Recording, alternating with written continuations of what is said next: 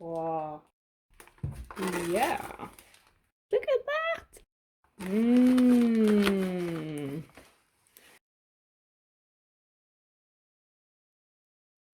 Hi there, this is Izzy, and I'm so excited.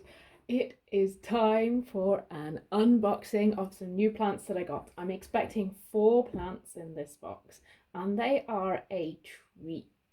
So I had a very good week the other week, and a good reason to treat myself at work. So I was like, well, I'd better get 4 plants then. I've got these ones from Spice Exotic, so seller in the UK. I've used them before for my Phalaenopsis violacea indigo HB Norton. I was pretty impressed with how it was packed. And this time I'm still pretty impressed. It got a this way up handle with care. We've got a lovely long box. I don't know how they'll be packed inside it, but it does say this way up, so I ought to have kept it that way. Anyway, I'm going to open it now and see what's inside.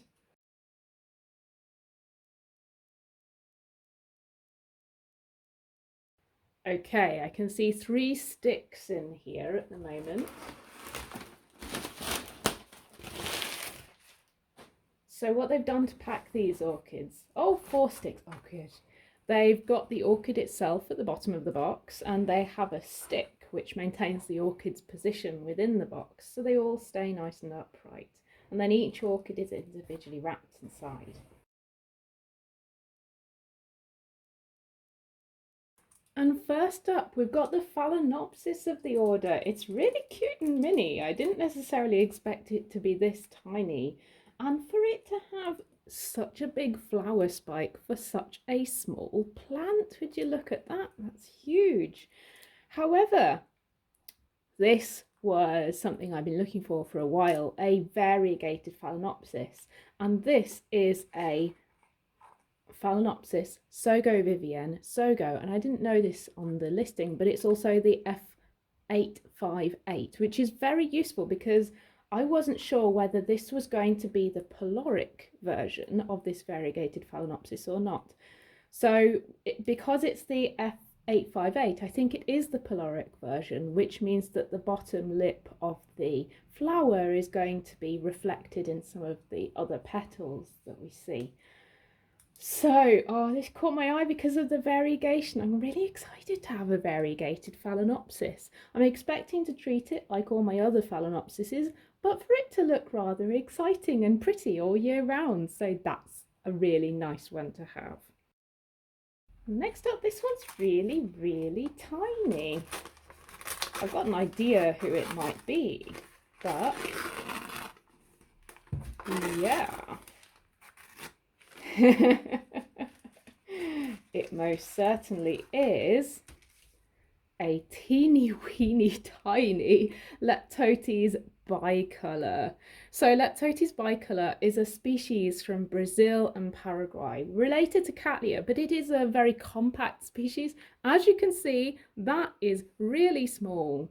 It's a warm grower, wants quite a lot of light as it's related to Cattleyas, and has a bit of a drier season in the winter. So I'm going to treat it like quite a lot of my other plants, standard room temperature and things like that in the house, but maybe lay off the watering towards the winter time. Now, there's a couple more things I wanted to pick up on here. Like the flowers of this one are really cool. They're these little white cups with a dark pink center, really intense. That's the kind of flower color that I really enjoy.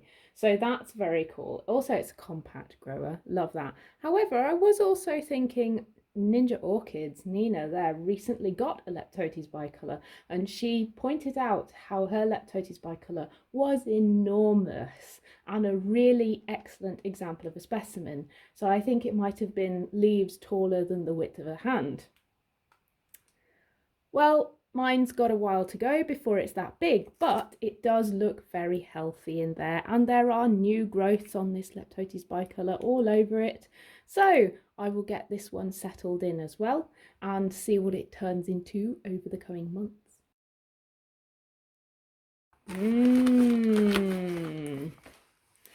Now, it wasn't long before I wanted to replace my Angraecum. And this is the replacement. I thought I would go for the Angraecum Lady Lisa. Now this is a hybrid between the Angraecum Scotianum, a small compact Madagascar island variety of Angraecum, one that's supposed to be quite easy to grow and a warm grower, and a cross between that and Angraecum magdalenae, which is a main island Madagascan species which has distinct cold and warm seasons. Has a distinct cool season, I should say.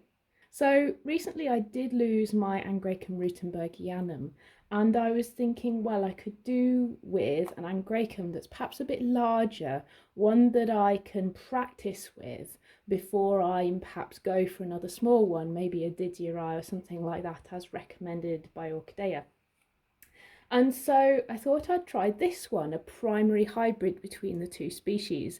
It should be easier to look after, she says, because it's a little bit larger, but the same principles will apply. So I want very low root disturbance, as with all Angraecums. They don't like their roots to be disturbed, and they do specifically recommend you take care not to splash the leaves with any moisture and keep strong airflow around them.